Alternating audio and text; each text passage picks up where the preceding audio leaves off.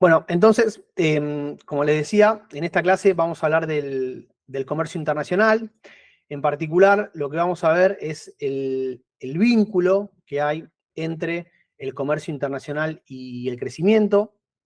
Así que eso va a ser nuestra primera parte de la clase.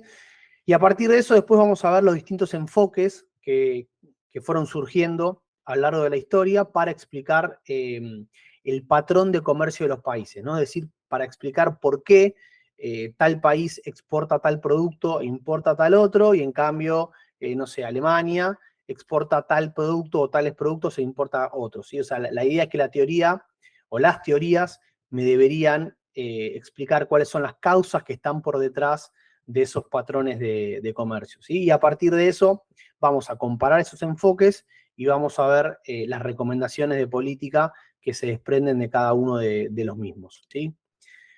La primera pregunta, que es bastante sencilla e intuitiva de responder, es que obviamente existe un vínculo muy fuerte entre el comercio internacional y el crecimiento, sobre todo en términos de lo que pasa con las exportaciones. Lo que están viendo en este gráfico, en el eje de las X, es la tasa de crecimiento promedio de los países entre 1960 y 2016, y en el eje de las Y, la tasa de crecimiento de las exportaciones para los mismos países y para el mismo periodo, ¿no? Entonces, claramente se observa una relación muy estrecha y positiva, que lo que muestra es que hay un vínculo muy fuerte entre el aumento de las exportaciones y el crecimiento de las economías. Acá después lo que vamos a ver más adelante es que, como pasa con muchísimas relaciones de la economía, hay una doble causalidad que uno puede, digamos, enfocarse más en las exportaciones como causa o en el PBI como causa, ¿no? Esta idea de, por ejemplo, cuando hablamos de la emisión y la inflación, que se puede leer de las dos maneras, bueno, acá pasa un poco lo mismo. Vamos a ver que uno puede decir, mirá, la causa es el aumento de las exportaciones y hay que discutir por qué esas exportaciones aumentan, y ese aumento de las exportaciones es lo que provoca el aumento del PBI. Por ejemplo, me adelanto un poquito, típicamente del enfoque estructuralista, o como vamos a ver en la segunda parte de la materia, lo que es la ley de Tirwol, que me dice que la causalidad va desde las exportaciones al PBI, ¿no? Y por otro lado, una visión que ya está más ligada con lo que es la teoría tradicional, que lo que te dice es, no, mirá, lo que pasa es que el aumento de la producción es lo que te permite mejorar la productividad, y esa mejora de la productividad es lo que te permite aumentar las exportaciones, ¿no? La idea ahí sería que la causalidad va desde el aumento de la producción total o doméstico hacia las exportaciones. Como siempre, yo creo que acá operan los dos factores al mismo tiempo, o sea, tenés mejora de productividad por el aumento de la producción, y ahora vamos a ver por el tema de la escala de las empresas, pero también tenés factores exógenos o vinculados a políticas estatales o apertura de mercados que hacen que aumenten las exportaciones, y eso es lo que te permite, sobre todo para países periféricos como Argentina, te permite generar los dólares necesarios para poder financiar el aumento de la producción, ¿sí? El primer modelo que vamos a ver es el modelo de las ventajas comparativas, que lo elaboró David Ricardo. Allá por el 1800, o sea, es un modelo bastante viejo, pero que aún así está muy presente en los países y en la teoría tradicional. Y justamente, digamos, la manera de entender esto es pensar un ejemplo muy sencillo: dos países, dos productos. El país A tarda 1 hora en fabricar una unidad de queso y tarda 2 horas en fabricar una unidad de vino, mientras que el país B tarda 6 horas, con estas 6 trabajadores, como lo quieran ver, para fabricar queso y 3 para fabricar vino, ¿sí? Entonces, fíjense, como les decía en este cuadro, que el país A tiene una ventaja absoluta en la fabricación de los dos bienes. O sea, es más productivo tanto en la fabricación de queso como en la fabricación de vino. Sin embargo, uno podría decir, bueno, mirá, cuando estos países se abren al comercio, lo que sucedería es que el país A exportaría los dos productos al país B, ¿no? Justamente porque es más productivo. Lo que va a decir David Ricardo es, no, mirá, en realidad, si los países se especializan en lo que son relativamente más productivos, hay una mejora en términos de producción y de consumo. acá la mejora relativa, vamos a ver que el país A es relativamente más productivo en la fabricación de queso y el país B es relativamente más productivo en la fabricación de vino. ¿Por qué? Bueno, justamente acá lo que están viendo es que el país A es 6 veces más productivo que el B en la fabricación de queso, pero solamente 1,5 veces más productivo en términos del vino. Entonces, yo esto lo puedo ver en términos de costo de oportunidad, que como les decía, el costo de oportunidad es lo que yo resigno para fabricar un producto. En este caso yo digo, bueno, mira, si yo quiero producir un queso que me tarda 1 hora de producción, yo tengo que resignar 0,5 vinos, ¿no? La fabricación de eso. En cambio, si yo quiero fabricar un vino que necesito 2 horas de producción, en ese caso tengo que renunciar a 2 quesos. Y la misma lógica aplica para el país B. Entonces, a partir de esto se hace muy evidente el hecho de la mejora de términos de comercio. ¿Por qué? Bueno, porque el país A podría dedicarse a fabricar quesos, no producir vinos, y justamente el excedente lo intercambia el país B por vinos. O sea, fíjense que el país A, digamos, hacer un queso, resigna a 0,5 vinos, y el país B resigna 2. Bueno, esto de alguna manera es el precio relativo de los productos. Entonces, como decía, yo puedo fabricar todo el país A que se dedique toda la producción de quesos y el excedente intercambiarlo por vinos, ¿sí? Una relación de 2 a 1. Y en cambio, el país B lo que va a hacer es dedicarse a fabricar vinos y los va a cambiar justamente cada vino por 2 quesos.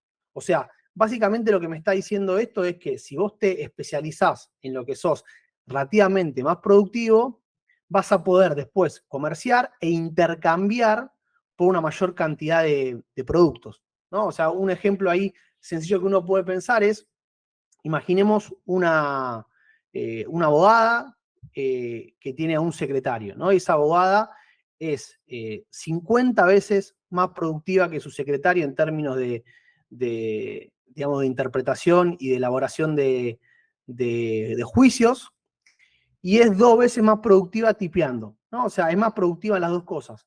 Ahora, obviamente que a ella lo que le va a convenir es dejar que el secretario se dedique a la redacción de los proyectos y ella dedicarse al análisis y el estudio de los juicios, ¿sí? ¿Por qué? Bueno, porque productivamente su hora de trabajo le conviene más dedicársela a lo que más es eficiente y la otra le conviene dejárselo que lo haga la otra persona. Bueno, acá es exactamente lo mismo.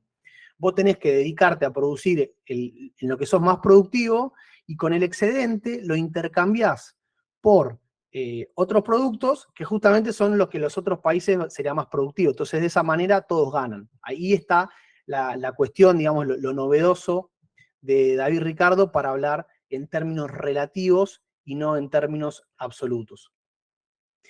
Ahora bien, imaginemos que enfoquémonos en el país A, ¿no? Y supongamos que el precio del queso es de 4 pesos y el precio del vino es de 7.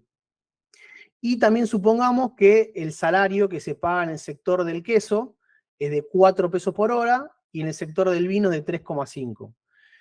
Fíjense que acá, obviamente, por los precios de los productos y las horas de trabajo que se necesitan para hacer cada producto, el salario es más alto en el sector del queso. Entonces, ¿qué pasaría acá? Bueno, digamos, siempre haciéndolo en términos bastante abstractos, uno lo que debería ver es que todos los trabajadores estarían incentivados a irse al sector del queso y no al sector del vino porque le pagan un sueldo más alto, lo cual sería un problema porque el país se especializaría en términos de la producción del queso.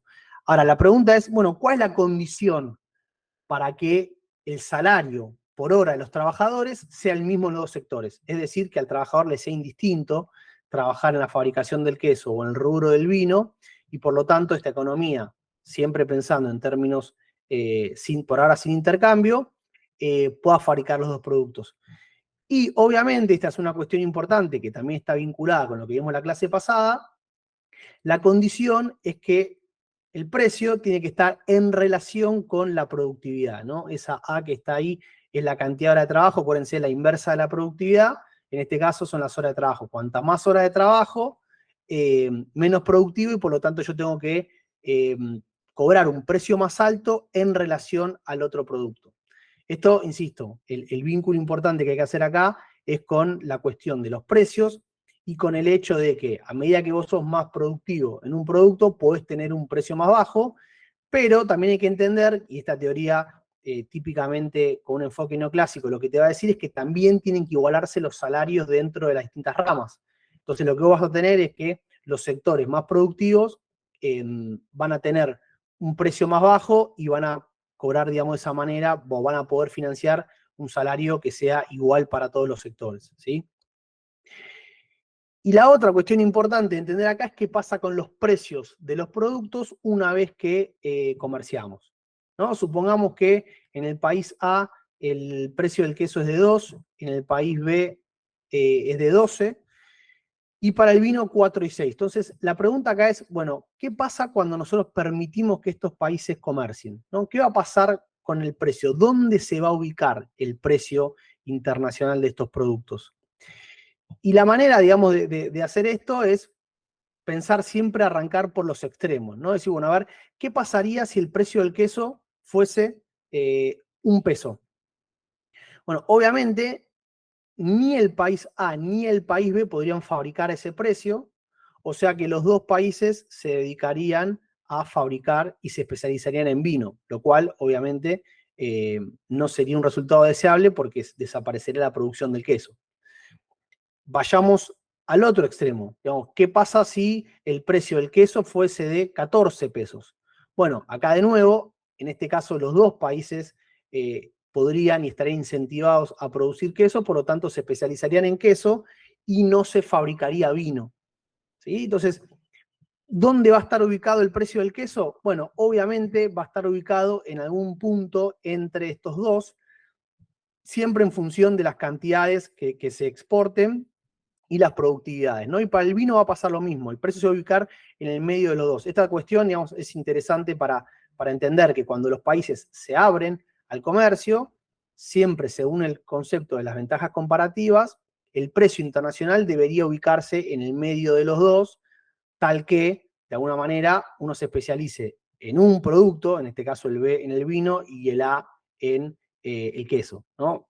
Porque obviamente si los precios fuesen distintos, fuesen más altos o más bajos, desaparecería el comercio, insisto, siempre según el enfoque de las ventajas comparativas, porque después vamos a ver que con otros enfoques no sucede lo mismo, ¿sí? Críticas a este enfoque. La primera cuestión es que predice un nivel extremo de especialización, es decir, los países se van a especializar en la producción y exportación de un producto, aquel en el cual son relativamente más productivos.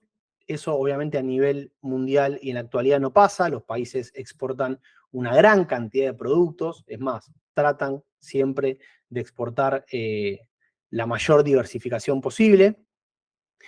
Otra cuestión que este modelo tampoco explica de un hecho estilizado que hay en el comercio internacional es que uno lo que observa es que hay mucho comercio entre países de características similares, donde además esos bienes suelen ser similares. Les pongo un ejemplo, pero uno puede pensar, Argentina y Brasil exportan e importan autos, ¿no? Este modelo obviamente no me puede explicar por qué habría comercio del mismo producto entre países si obviamente digamos, lo que me diría es que tiene que ir de un lado para el otro y no desde los dos lados que haya comercio del mismo producto, ¿sí?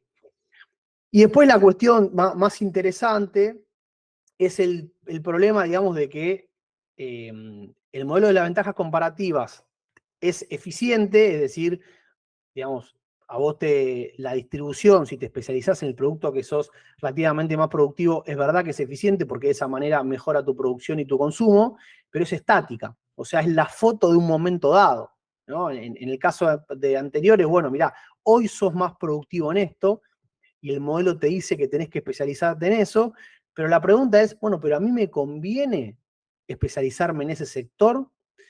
¿Por qué? Y porque quizás especializarme en queso no es un sector muy interesante porque a futuro ese sector no va a generar mejoras de valor agregado, no va a generar mucho empleo.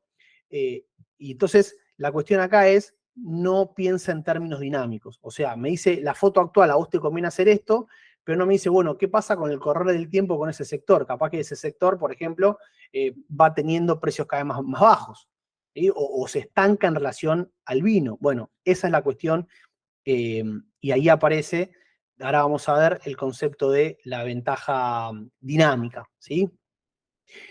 En términos empíricos, hay una relación, digamos, se observa, acá por ejemplo lo que están viendo es la relación de las exportaciones entre Estados Unidos y el Reino Unido respecto de las productividades relativas, ¿no? Y de alguna manera se ve lo que plantea el modelo de las ventajas comparativas, dado que los países exportan en lo que son relativamente más productivos, ¿sí? O sea, esta cuestión se ve en los datos, pero, insisto, ahora vamos a ver que hay otra manera, con causas completamente distintas, de explicar este mismo resultado.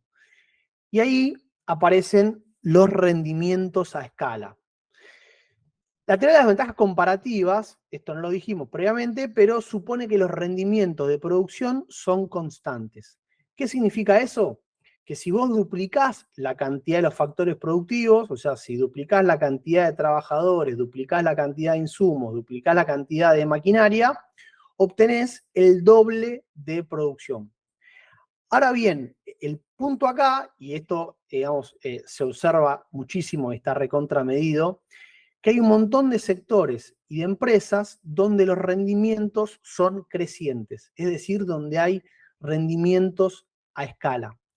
¿Qué significa esto? Bueno, de nuevo, que vos duplicás la cantidad de trabajadores, de insumos y de maquinarias, pero obtenés una cantidad de producto más que el doble, ¿sí? Proporcionalmente mayor. Ahí en el ejemplo lo pueden ver también. Vean que para producir 5 unidades yo necesito 10 trabajadores, o sea, en promedio cada trabajador, o sea, necesito 2 trabajadores para fabricar los productos.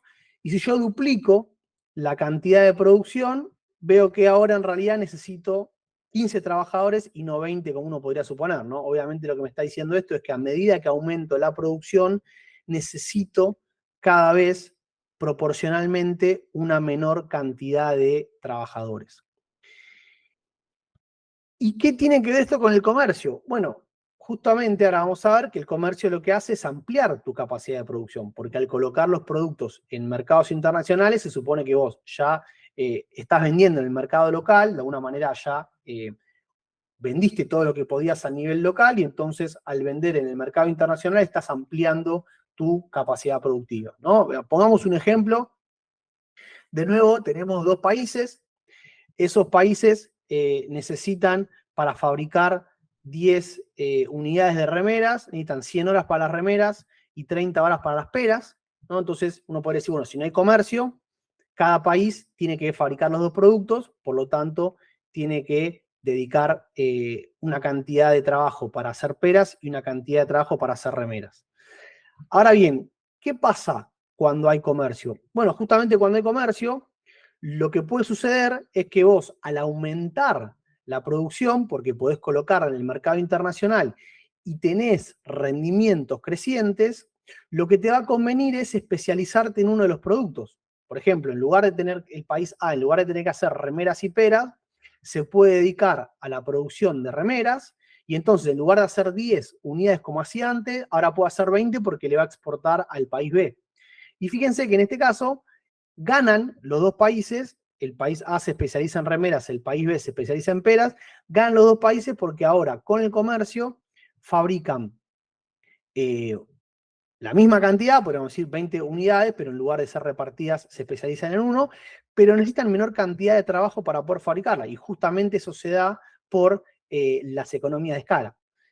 Y como les decía antes, acá lo interesante es que llega a una conclusión similar al modelo de las ventajas comparativas, en el hecho de decir que el comercio amplía la capacidad de producción y de consumo de los países, es decir, es beneficioso para los países, pero lo hace a partir de una explicación completamente distinta, donde no tiene que ver con la productividad relativa, sino con el hecho de que las empresas tienen rendimientos a escala.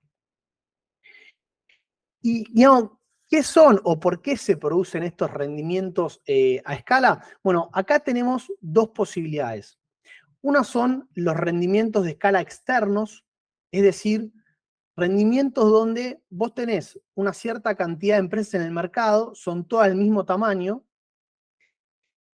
y no es que, ahora vamos a ver por qué, no es que el rendimiento se da adentro de la empresa, sino que se da por aumentar el tamaño de la industria. O sea, es como que vos, imaginen que se agrega una empresa adicional al mercado, entonces todas sienten el mismo tamaño, pero al producir aumentan proporcionalmente más la producción. ¿Por qué? Bueno, justamente porque el tamaño del mercado se incrementa y eso genera beneficios que hacen que el nivel de producción aumente más que proporcionalmente. Estos son, digamos, los menos frecuentes, pero son muy típicos de algunos sectores que encontramos, digamos, lo que se conoce como clusters, ¿no? Es decir, empresas de un mismo rubro que se aglutinan todas en una determinada zona geográfica. Por ejemplo, no sé, en Estados Unidos, Silicon Valley, acá tenemos empresas del agro muy concentradas en Santa Fe, o empresas del vino, obviamente, concentradas en Mendoza, pero el hecho de que vos tengas ese nivel de concentración y que tengas industrias que son muy grandes, todas muy cercanas entre sí, te permite generar, por ejemplo, una red de proveedores. ¿Qué quiero decir con esto? Bueno, imagínate que tenés solamente una empresa que fabrica vino en Mendoza. Obviamente, para generar la provisión de insumos, para distribuir el producto, todo, quizá vos no tenés la escala suficiente para tener digamos, una red de proveedores muy especializada. Bueno, obviamente que si en lugar de que haya una sola empresa en Mendoza hubiese 25 empresas, ya el tamaño del mercado es mucho más grande y eso te permite generar una red de proveedores, trabajadores que ya son especializados y es decir, son más productivos. Pero obviamente necesitas primero que haya un cierto tamaño de escala o de industria para que eso se desarrolle.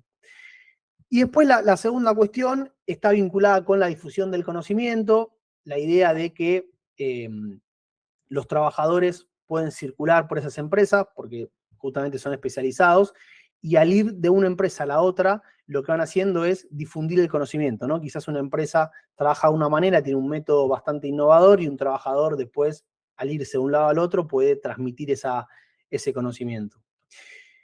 Pero en realidad, la economía de escala más frecuente y la más intuitiva es la que se da adentro de la empresa.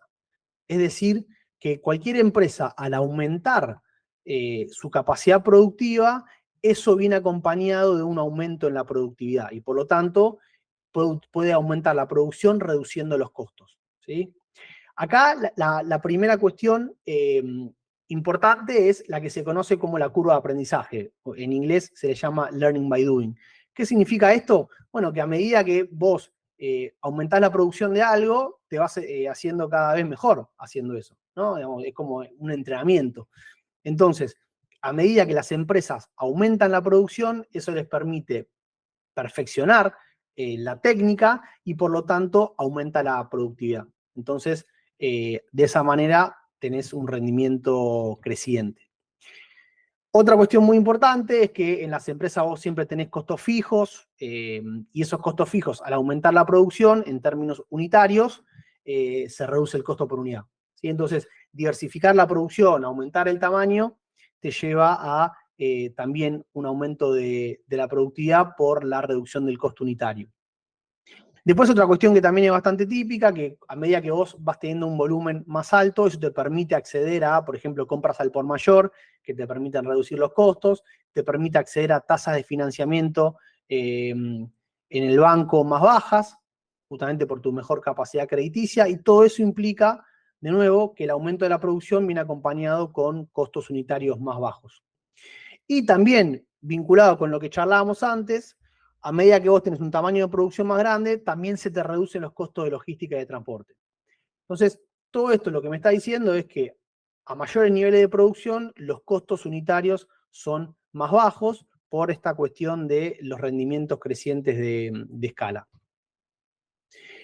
Y acá, la cuestión interesante, ahora vamos a ver, es qué pasa, cómo impacta esto en el comercio, ¿no? Y una cuestión fundamental, acá tenemos la producción de botones para China y para Estados Unidos, ¿no? Y tenemos la oferta y la demanda de cada uno de esos países.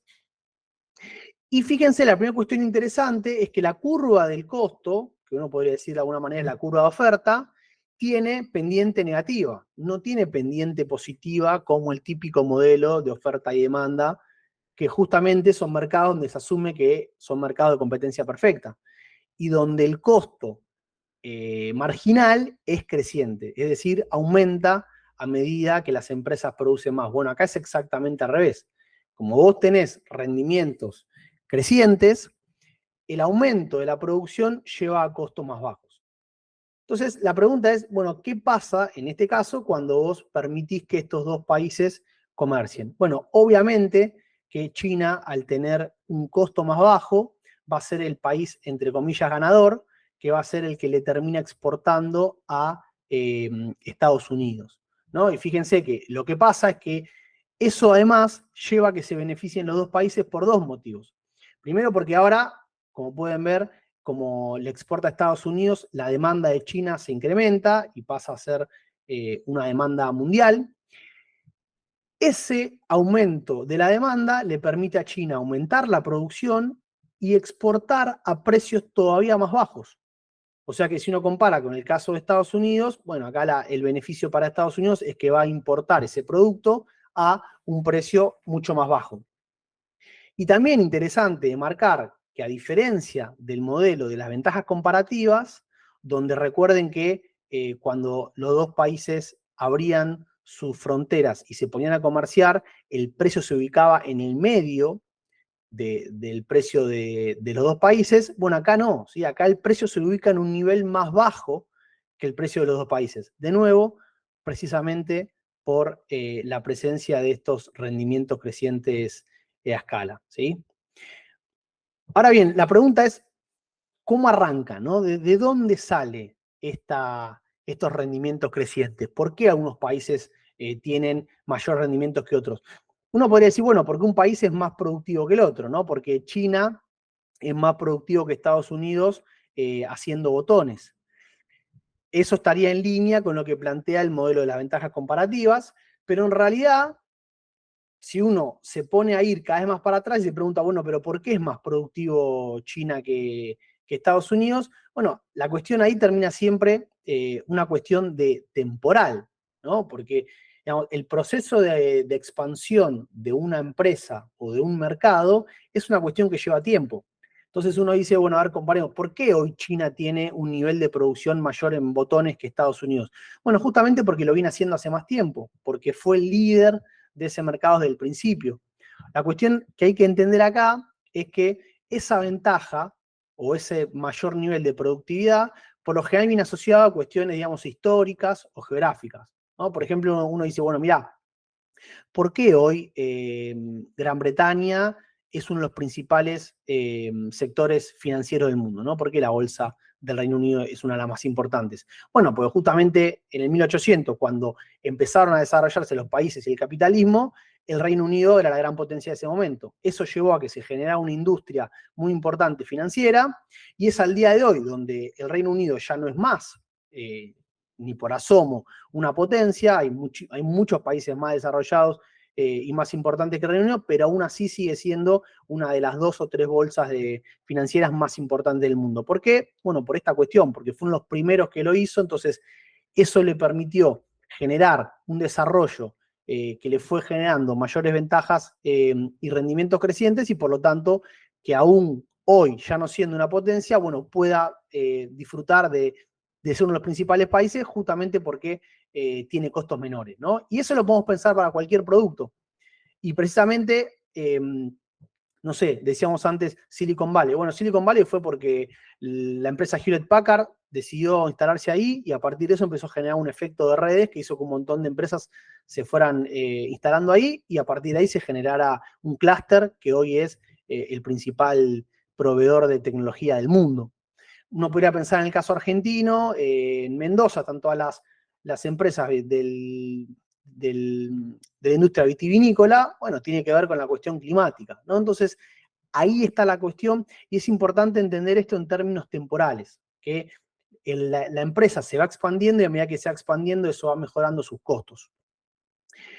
Y fíjense, como les decía antes, que esta cuestión temporal me lleva a algo que es muy importante, que es que muchas veces el país que domina el comercio internacional en algún producto no es el más eficiente, ¿no? O sea, acá ponemos otro ejemplo. Imagínense, no sé, la producción de remeras. Hoy está dominada las exportaciones por China. Pero en realidad, Vietnam podría fabricar a un costo más bajo, ¿no? Vean ahí el punto 2. Pero ¿qué pasa? Bueno, en realidad hoy el mercado está ubicado en el punto número 1. O sea, hoy el precio del producto es el que está ahí. Y en realidad lo que estamos viendo es que todavía no se desarrolló la industria textil en Vietnam. Por lo tanto, al no haberse desarrollado la industria textil, hoy estaríamos en el punto C0, ¿no? Si la industria no existe, acuérdense, el tamaño es muy chiquitito, por lo tanto, como el tamaño es muy chiquitito, el costo es muy elevado. ¿Y por qué no existe en Vietnam la industria textil? Bueno, justamente porque importa de China e importa un precio más bajo. O sea, las empresas no pueden arrancar a producir porque precisamente los costos hoy son más altos que el precio al cual se consigue la ropa importada de China. Ahora bien, ¿cuál es la conclusión lógica que se desprende de esto? Bueno, mirá, si vos podés proteger a tu industria y hacer que las empresas de Vietnam empiecen a producir textiles, ropa, esa producción va a ir aumentando, de la mano de ese aumento de la producción, el costo marginal, costo unitario, va a ir bajando, hasta que va a llegar un punto en el cual, como dijimos, es más productivo Vietnam que China, va a poder fabricar y vender a precios más bajos y obviamente terminaría siendo el país exportador mundial de este producto. Pero acá es lo que le decía antes de la cuestión temporal. Vos tenés que dejar un tiempo para que la empresa pueda, o la industria pueda expandirse y crecer.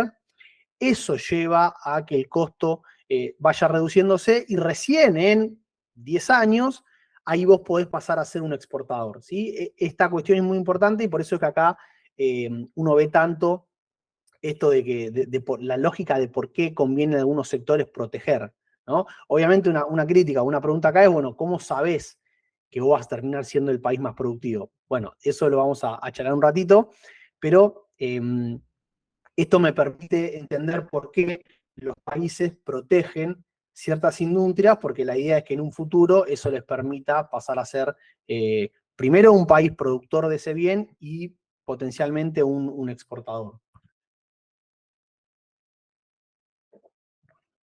Si nosotros combinamos el hecho de los rendimientos crecientes con un tipo de mercado muy común en la actualidad, que son los mercados de competencia monopolística, es decir, mercados donde vos tenés muchas empresas que compiten entre sí, pero la manera de competir es diferenciando su producto. Eso nos permite explicar una característica que hemos mencionado antes, que es muy típica de la actualidad, que es el comercio intraindustrial. Es decir, lo que vemos hoy en día es que hay países que tienen, digamos, niveles de productividad similares y que exportan e importan los mismos productos. El ejemplo típico es, por ejemplo, Argentina y Brasil se exportan y se importan entre sí autos, camiones, diferentes tipos de productos vinculados con la industria automotriz. ¿Y por qué pasa eso? Bueno, de nuevo, porque lo que vos tenés acá es que el hecho de poder exportarlo a otro país te aumenta la producción, ese aumento de producción viene con reducción de costos, pero además te permite especializarte en un tipo de producto dentro de la industria automotriz. Por ejemplo, Argentina eh, exporta camiones y Brasil se especializa en la producción de autos y nos exporta autos. Y también podríamos decir que dentro de la exportación de autos, Argentina se especializa en, no sé, digamos las 4x4, Brasil en los autos pequeños, y entonces ahí también vemos que hay comercio entre los dos países de productos muy similares.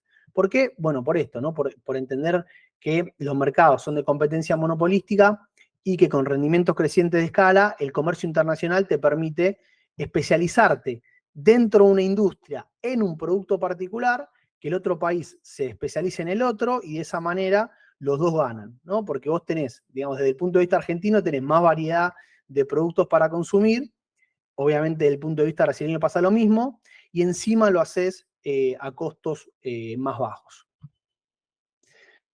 Bien, entonces, como les decía, los rendimientos a escala son fundamentales. Critican bastante la idea de las ventajas comparativas y creo que hoy la dejan bastante obsoleta, ¿no? Está bastante comprobado que, digamos, la posibilidad de que haya rendimientos crecientes, no en todos los rubros, pero sí en una gran cantidad, hace que vos estés incentivado a través de las políticas económicas, proteger, desarrollar ciertos sectores para que sean esos tus sectores exportadores. Y obviamente que contradiciendo un poco lo que decíamos antes de las ventajas comparativas, quizás hoy tu sector más productivo no es el que te convenga que sea del futuro, porque quizás ese sector hoy no es el más relevante, ¿no? La típica discusión entre el agro y la industria, aunque de todas maneras hoy el agro es mucho más tecnificado de lo que era hace 60 años, ¿no? Pero esa es la cuestión, digamos. Ojo porque quizás hoy sos muy productivo en algo, pero en realidad potencialmente podés ser más productivo en otro producto que tiene muchísimo más valor agregado. Entonces, la cuestión ahí es, bueno, ¿qué hacemos, no? Y ahí aparecen las distintas teorías sobre el comercio.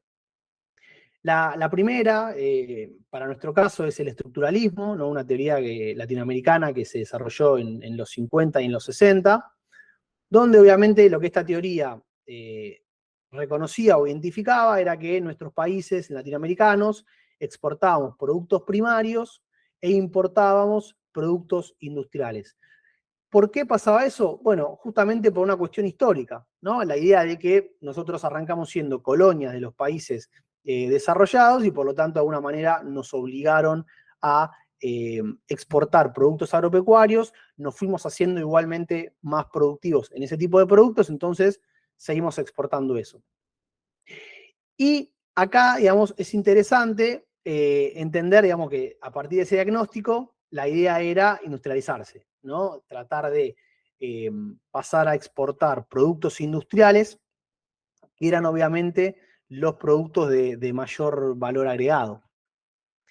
A partir de eso, aparece después el neoestructuralismo. En el medio, recuerden, está el auge del neoliberalismo en los 80, que fracasa rotundamente con esta idea también, ¿no? Un poco basada en la cuestión de las ventajas comparativas de abrir completamente los mercados para que los países puedan exportar y sean todos beneficiados. Bueno, la realidad obviamente era que cuando vos abrías tus fronteras de manera irrestricta, tenías problemas muy grandes porque te hacían pelota toda tu industria, ¿no? Entonces, ahí aparece el neoestructuralismo, que es un poco como una especie de síntesis de las dos, porque el estructuralismo también de alguna manera fracasó, el agotamiento de la ICI mostró que no se podía, o que la mayoría de los países no pudieron pasar a industrializarse completamente. Entonces, el neoestructuralismo como que toma un poco de las dos. Por un lado, lo que dice es, bueno, mirá, tenemos que pasar de una expansión hacia adentro, ¿no? La idea de arrancar siempre potenciando el mercado doméstico para de ahí pasar a exportar. El estructuralismo lo que dice es, mira, no hay que encerrarse, hay que abrirse, pero de manera estratégica.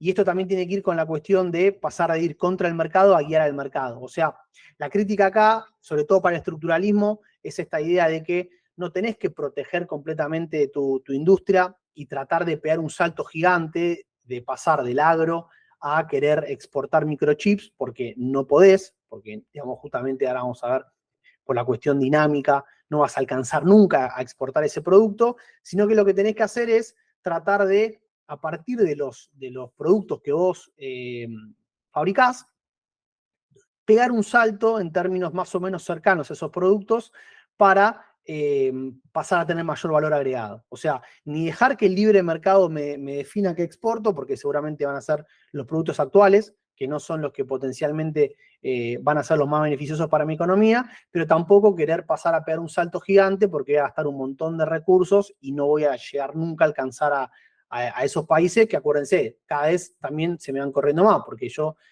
puede ser que pueda pasar a producir cierto producto, pero el otro país lo produce y lo hace más rápido, por lo tanto los costos siguen cayendo, ¿sí? Así que es como que nunca lo terminás de alcanzar.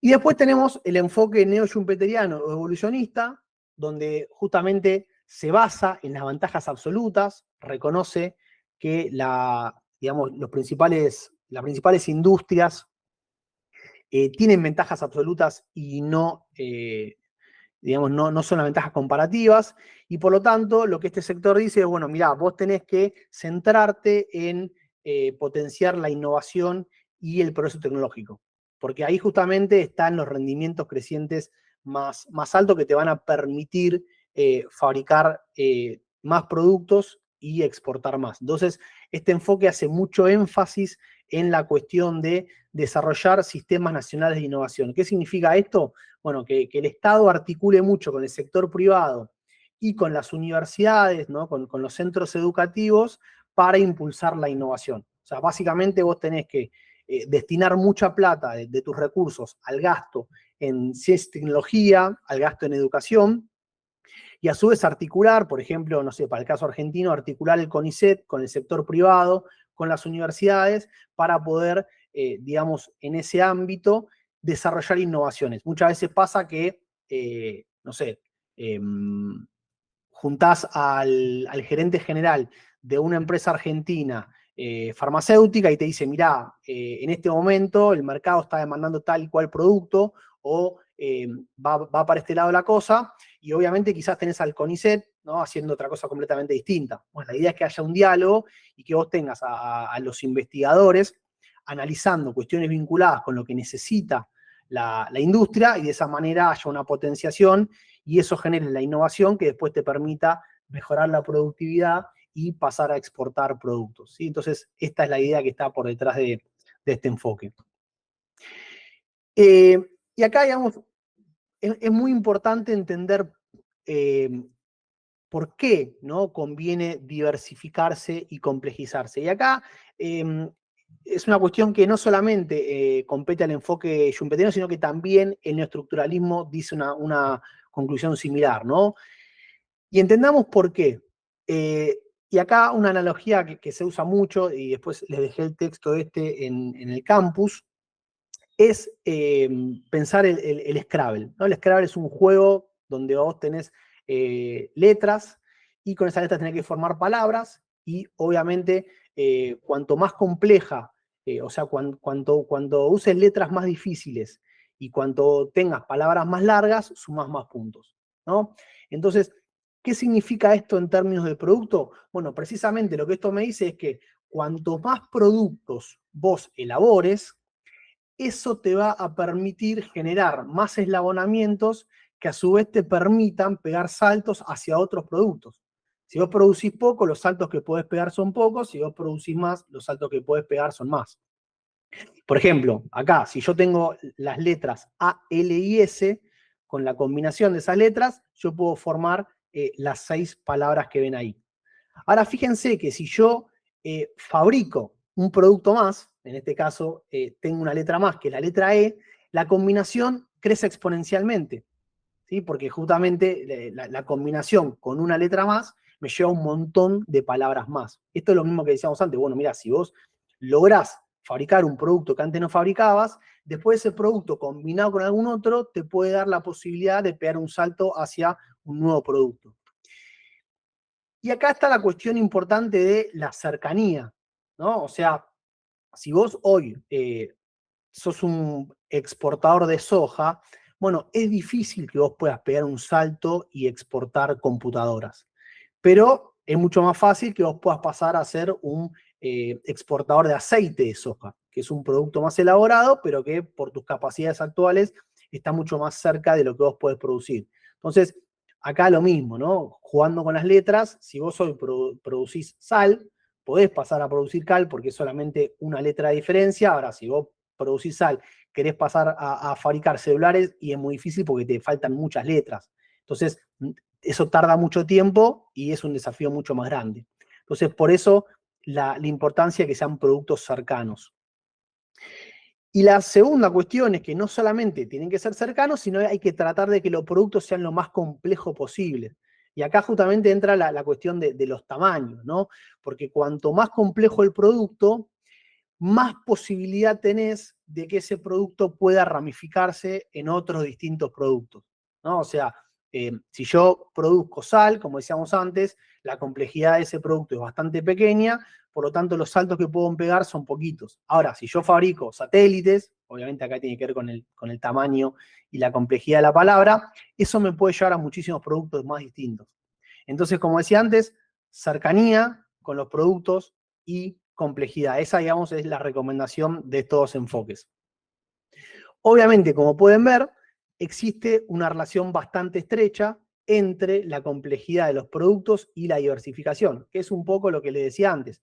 Cuanto más diversificada es tu canasta exportadora, es decir, cuanto mayor es la cantidad de productos que vos exportás, más chances hay de que vos puedas lograr elaborar productos complejos. Y productos complejos entendidos como productos que solamente pocos países pueden elaborarlos, ¿no? Por ejemplo, los satélites. Entonces, fíjense que la complejidad está medida en el eje de la Y, ¿no? Por la cantidad de países que pueden fabricar esos productos, y la diversificación está en el eje de las X, donde me muestra la cantidad de productos. Y de nuevo, obviamente, cuanto más diversificada la canasta de producción, mayor es el nivel de complejidad. Y ahí tenemos el caso Argentina, de Brasil y Alemania de China como para ilustrar un poco esta cuestión. Entonces, ahí aparece la pregunta que decíamos antes, bueno, entonces, ¿qué hay que exportar? ¿O cuál es la estrategia correcta, según estos enfoques, para mejorar la capacidad de exportación? Bueno, es bastante intuitivo, ¿no? Lo que decíamos antes. Vos lo que tenés que hacer es, primero, tratar de diversificar tu canasta productiva, es decir, aumentar la producción. Obviamente que eso es más fácil en los sectores en los cuales vos tenés más cercanía con lo que vos hoy ya producís. Y a partir de eso tenés que pegar saltitos, no saltos gigantes, no querer pasar de soja a computadora, sino pegar saltitos de lo que vos hoy fabricás y exportás hacia productos de mayor valor agregado y mayor complejidad, pero cercanos a lo que vos estás fabricando, ¿no? Y ahí aparece este concepto de espacio-producto que está elaborado por economistas latinoamericanos, Ricardo Hausmann, Hidalgo, son de Harvard, que lo que estos economistas, en este enfoque, digamos, por decir schumpeteriano, evolucionista o neoestructuralista, lo que dicen es, bueno, mirá, a partir de identificar los productos, yo puedo ver cuáles son los productos cercanos con mayor valor agregado, ¿no? Y ahí juegan con esta idea de espacio-producto, o sea, ¿de dónde estoy yo? ¿Cuál es el producto que espacialmente está más cercano a lo que hago, pero con mayor valor agregado? Y de esa manera, uno lo que podría decir es, bueno, mirá, si vos hoy, no sé, Argentina, por ejemplo, se dedica al agro, bueno, estás con más chances de pasar a fabricar vehículos que pasar a fabricar y exportar productos químicos o electrónicos, ¿no? Entonces, la idea es esa, que fíjense que contradice con el enfoque liberal de decir, o de ventajas comparativas de decir, especializate en lo que hoy sos más productivo, pero también con el enfoque estructuralista original de decir, bueno, tenés que pegar un salto y pasar a industrializarte y exportar productos muy industrializados. Bueno, eso tampoco funciona, ¿sí? Así que, básicamente, como para cerrar, la idea es esta, ¿no? Tenemos varios enfoques, cada enfoque prioriza algunas cuestiones y a partir de esas cuestiones me recomienda ciertas políticas económicas, ¿sí? Bien.